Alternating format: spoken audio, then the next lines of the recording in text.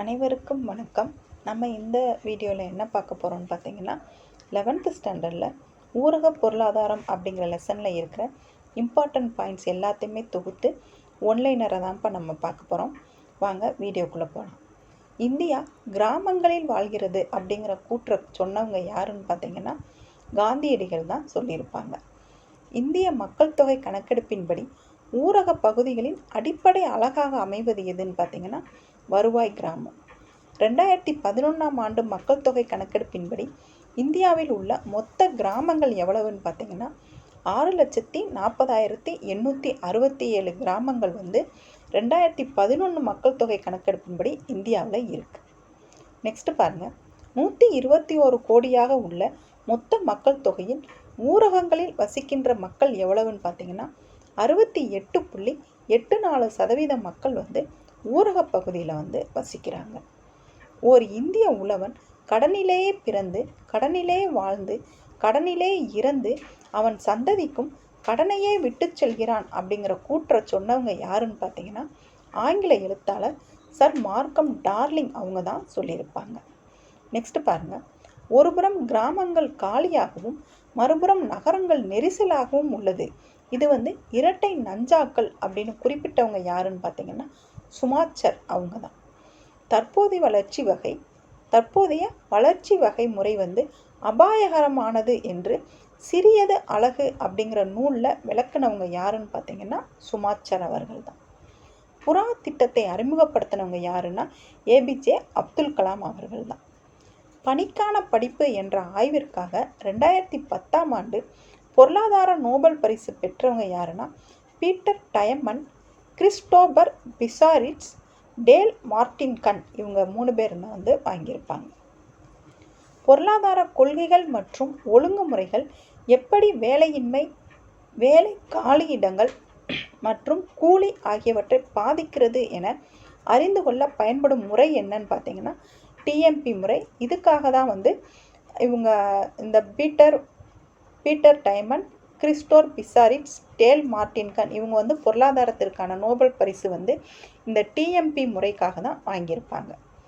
வேளாண் தொழிலாளர் விசாரணை குழு அறிக்கையின்படி எத்தனை சதவீத வேளாண் தொழிலாளர்கள் குறை வேலையுடைமைகள் உள்ளனர்னு பார்த்தீங்கன்னா 74% மக்கள் குறை வேலையுடைமையில் இருக்காங்க. நெக்ஸ்ட் பாருங்க, எஸ்எஸ்ஐ ஆனது எந்த ஆண்டின் சிறு குறு மற்றும் நடுத்தர நிறுவனங்களின் வளர்ச்சி சட்டத்தின்படி வகைப்படுத்தப்படுகிறதுன்னு பார்த்தீங்கன்னா 2006. கிராம மக்கள் குறிப்பிட்ட காலத்தில் வாங்கிய கடனை திருப்பி செலுத்த இயலாமல் கடனின் அளவு அதிகரித்து கொண்டே செல்லும் நிலைதான் ஊரக கடன் சுமை. இந்தியாவில் 2015ஆம் ஆண்டு சமூக பொருளாதார மற்றும் சாதி ரீதியான கணக்கெடுப்பின்படி எத்தனை சதவீத மக்கள் ஊரக பகுதியில் வசிக்கிறார்கள்னு பார்த்தீங்கன்னா 73% மக்கள் இந்த கிராம ஊரக பகுதியில் வசிக்கிறாங்க. நெக்ஸ்ட் பாருங்க, 1975ஆம் ஆண்டு இந்திய அரசாங்கம் ஊரக வங்கிகளின் செயல்பாடுகள் குறித்து ஆராய ஊரக வங்கிகளில் பணிபுரிந்து கொண்டு குழு அமைக்கப்பட்டு எந்த வங்கிகள் ஏற்படுத்தப்பட்டனன்னு பார்த்தீங்கன்னா வட்டார ஊரக வங்கிகள், அந்த ரீஜனல் ரூரல் பேங்க் சொல்லுவாங்கள்ல ஆர்ஆர்பி, அந்த வங்கி தான் 1975 ஸ்டார்ட் பண்ணாங்க. ஒரே மாதிரியான சமூக பொருளாதார பின்னணி கொண்ட 20 பெண்கள் வரை கொண்ட தன்னிச்சையான அமைப்பு எதுன்னு பார்த்தீங்கன்னா சுய உதவிக்குழு. எஸ்பிஎல்பி திட்டம் ஆரம்பிக்கப்பட்ட ஆண்டு எப்பன்னா 1992. நபார்டின் எந்த திட்டத்தின்படி உறுப்பினர்கள் கடனை சரியாக திருப்பி செலுத்திய பதிவை வைத்திருக்கும் சுய உதவி குழுக்கள் வங்கியில் கடன் பெற இயலும்னு பார்த்தீங்கன்னா எஸ்கட்சி வங்கி இணைப்பு திட்டம். சிறு குறு நிதி நிறுவனங்களுக்கும் வங்கி சாரா நிதி நிறுவனங்களுக்கும் மற்றும் நடுத்தர நிறுவனங்களுக்கும் கடன் வழங்கும் வங்கி எதுன்னு பார்த்தீங்கன்னா முத்ரா பேங்க். நெக்ஸ்ட் பாருங்க, முத்ரா வங்கி எப்போது தொடங்கப்பட்டதுன்னா 2015 ஏப்ரல் 8 தான் இந்த முத்ரா பேங்க் ஸ்டார்ட் பண்ணாங்க. தேசிய ஊரக நல அமைப்பு என்ஆர்ஹெச்எம் சொல்லுவாங்க, அது ஆரம்பிக்கப்பட்ட ஆண்டு எப்பொழுதுன்னு பார்த்தீங்கன்னா 2005 ஏப்ரல் 12. இனப்பெருக்கம், தாய்மை பேறு, சிசு, குழந்தை மற்றும் வளரினம் பருவத்தின் நலனுக்காக பல்வேறு பணிகளை மேற்கொள்ளும் அமைப்பு எதுன்னு பார்த்தீங்கன்னா தேசிய ஊரக நல அமைப்பு. நெக்ஸ்ட் பாருங்கள், ஊரக பகுதிகளில் உற்பத்தி செய்யப்பட்ட பண்டங்களை வாங்கவோ அல்லது விற்கவோ ஏற்படுத்தப்பட்ட கட்டமைப்பு எதுன்னு பார்த்தீங்கன்னா ஊரக அங்காடி. இந்தியாவில் இருக்க ஊரக சாலை பகுதி எவ்வளவு கிலோமீட்டர்னு பார்த்தீங்கன்னா 26.50 லட்சம் கிலோமீட்டர், அதாவது 26.5 லட்சம் கிலோமீட்டர். இந்தியாவில் சாலைகள் போடப்பட்ட பகுதி எவ்வளோன்னு பார்த்தீங்கன்னா 13.5 லட்சம் கிலோமீட்டர். ஊரக சாலைகள் 26 லட்சம் கிலோமீட்டர் இருக்குப்பா, அதில் சாலை போடப்பட்டது 13.5 லட்சம் கிலோமீட்டர். உலகிலேயே மிகப்பெரிய சாலை தொடர்பு வசதி அமைப்புகள் உள்ள நாடு எதுன்னு பார்த்தீங்கன்னா இந்தியா. 1950ஆம் ஆண்டில் இந்திய சாலைகளின் நீளம் எவ்வளவுன்னு பார்த்தீங்கன்னா 4 லட்சம் கிலோமீட்டர். ஊரக பகுதிகளில் மின் வசதியை ஏற்படுத்தி தருவது எதுன்னு பார்த்தீங்கன்னா ஊரக மின்மயமாக்கல். மெட்ராஸ் பல்கலைக்கழகத்தின் முதல் பொருளாதார பேராசிரியர் யாருன்னு பார்த்தீங்கன்னா கில்பர்ட் ஸ்லேட்டர். அவங்க தான் நம்ம மெட்ராஸ் பல்கலைக்கழகத்தில் முதல் பொருளாதார பேராசிரியர். நெக்ஸ்ட் பாருங்கள், 1918 கில்பர்ட் ஸ்லேட்டர் வெளியிட்ட புத்தகத்தோட பேர் என்னன்னு பார்த்தீங்கன்னா தென்னிந்திய கிராமங்கள் அப்படிங்கிறதான் அவர் வெளியிட்ட புக்கோட நேம். தேவைக்கு அதிகமாக வேலையை பலர் செய்வது குறை வேலையின்மை. 2011-12 மதிப்பீட்டின்படி ஊரக பகுதியில் எத்தனை கோடி மக்கள் ஏழையாகவும் வறுமை கோட்டிற்கு கீழும் வசிக்கிறார்கள் பார்த்தீங்கன்னா 22% பேர். உலக ஏழை மக்கள் தொகையில் எத்தனை சதவீதம் இந்தியாவில் இருக்காங்கன்னு பார்த்தீங்கன்னா 22% பேர் இந்தியாவில் ஏழைகளாக இருக்காங்க. 20 அம்ச திட்டம் எப்போ கொண்டு வந்தாங்கன்னா 1975. ஒருங்கிணைந்த ஊரக வளர்ச்சி திட்டம் IRDP எப்போ கொண்டு வந்தாங்கன்னா இந்த 20 அம்ச திட்டம் கொண்டு 3 வருஷம் கழிச்சு 1978. ஊரக இளைஞர்களுக்கான சுய வேலைவாய்ப்பு பயிற்சி ட்ரைசம் சொல்லுவாங்கல்லப்பா, அது எப்போ கொண்டு வந்தாங்கன்னா 1979. வேலைக்கு உணவு திட்டம் 1977. இதை நீங்கள் 20 அம்ச திட்டத்திலேருந்தே நீங்கள் கண்டினியூஸாக நீங்கள் மனசில் வச்சுக்கிட்டு வந்தீங்கன்னா உங்களுக்கு எளிமையாக ஞாபகம் இருக்கும்ப்பா.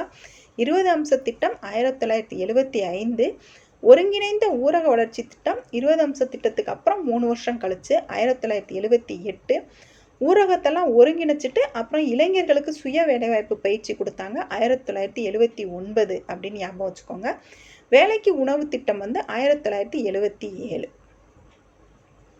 நெக்ஸ்ட் பாருங்க, தேசிய ஊரக வேலைவாய்ப்பு திட்டம் எப்பன்னு பார்த்தீங்கன்னா 1980. ஊரக நிலமற்றோர் வேலைவாய்ப்பு உறுதி திட்டம் எப்பன்னா 1983. ஜவஹர் வேலைவாய்ப்பு திட்டம் 1989. மகாத்மா காந்தி தேசிய ஊரக வேலைவாய்ப்பு உறுதி திட்டம் 2006. பிரதான் மந்திரி ஆதாஸ் கிராம் சதக் யோஜனா எப்பன்னு பார்த்தீங்கன்னா 2010. பாரத் நிர்மன் யோஜனா எப்பன்னா 2005. இந்திரா ஆவாஸ் யோஜனா 1985-86.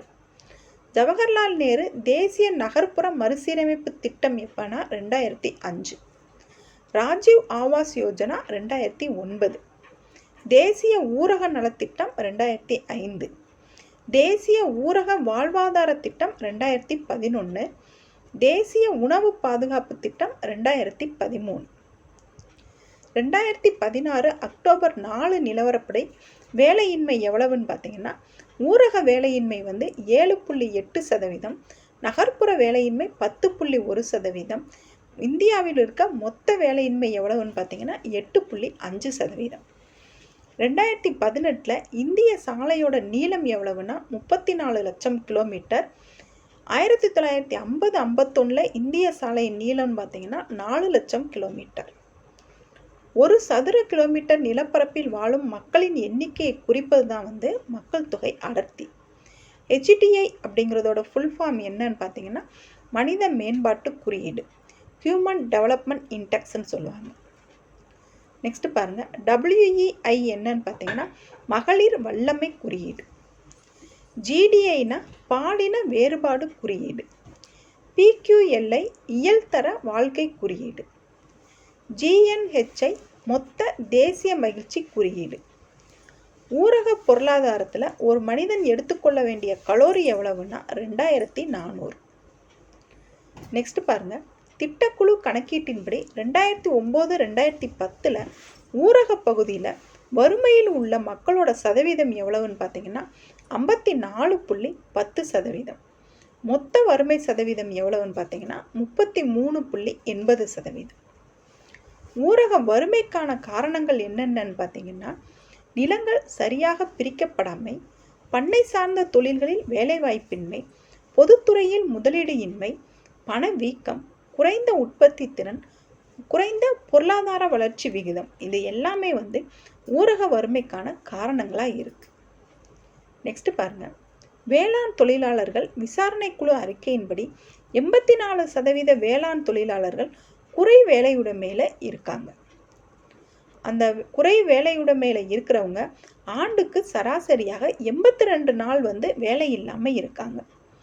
ஊரக வேலையின்மைக்கான காரணங்கள் என்னன்னு பார்த்தீங்கன்னா திறன் மேம்பாட்டு பயிற்சி மற்றும் வேலைவாய்ப்பு உருவாக்கம் இன்மை, வேளாண்மை பருவகாலம் சார்ந்தது, துணை தொழில்கள் இன்மை, வேளாண்மையை இயந்திரமயமாக்கல், மூலதன செறிவு தொழில்நுட்பம், கல்வி முறையில் உள்ள குறைபாடுகள், இது எல்லாமே ஊரக ஊரக வேலையின்மைக்கு காரணங்களாக இருக்கு. நெக்ஸ்ட் பாருங்க, இந்தியாவில் உள்ள ஊரக குடும்பங்களின் கடனாளிகளின் பங்கு எவ்வளவுனா 4/3 பேர் இந்தியாவில் ஊரக குடும்பங்களில் கடனாளியாக தான் இருக்காங்க. கில்பர்ட் ஸ்லேட்டர் அவங்க தமிழ்நாட்டில் எந்தெந்த கிராமங்களை ஆய்வு செய்து 1918 சில தென்னிந்திய கிராமங்கள் அப்படிங்கிற புத்தகத்தை வெளியிட்டாங்கன்னு பார்த்தீங்கன்னா வடமலைபுரம். அது அந்த வடமலைபுரம் அப்படிங்கிற கிராமம் எங்கே இருக்குன்னா ராமநாதபுரம், கங்கை கொண்டான்ங்கிறது திருநெல்வேலி, பாலக்குறிச்சிங்கிறது தஞ்சாவூர், துசிங்கிறது வட ஆற்காடு. இந்த கிராமங்களெல்லாம் ஆராய்ந்து தான் தென்னிந்திய கிராமங்கள்ங்கிற புக்கை 1918 எழுதி வெளியிட்டாங்க. ஊரக பகுதிகளுக்கு மின் அனுப்புகையில் ஏற்படும் இழப்பு எவ்வளவுனா 25%. 2011 கணக்கெடுப்பின்படி மொத்த மக்கள் தொகையில் ஊரகத்தில் வாழும் மக்கள் தொகை சதவீதம் எவ்வளவுனா 60% பேர்.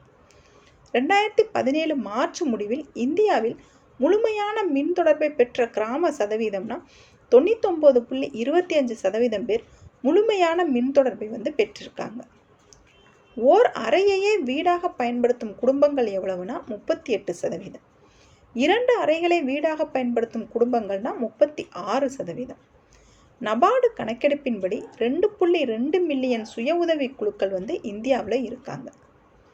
சுய உதவி குழுக்கள் மாதாந்திர சேமிப்பு தொகை எவ்வளவுனா 10 ரூபாயிலிருந்து 50 ரூபாய் வரைக்கும் அவங்க மாதம் சேமிக்கலாம். நெக்ஸ்ட் பாருங்க, குறு சிறு மற்றும் நடுத்தர நிறுவனங்களின் வளர்ச்சி சட்டம் எப்பன்னு பார்த்தீங்கன்னா 2006. ஊரக வேலையின்மையோட வகை எத்தனைன்னு பார்த்தீங்கன்னா 3 வகையில் இருக்குது.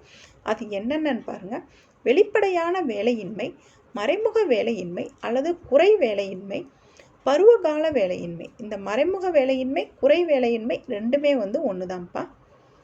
நெக்ஸ்ட் பாருங்கள், ஊரக பொருளாதாரத்தில் உள்ள பிரச்சனைகள் என்னென்னா எழுத்தறிவின்மை, போதிய தொழில்நுட்ப அறிவின்மை, வேளாண் பொருள்களை அங்காடிப்படுத்தும் வசதிகள் குறைவு.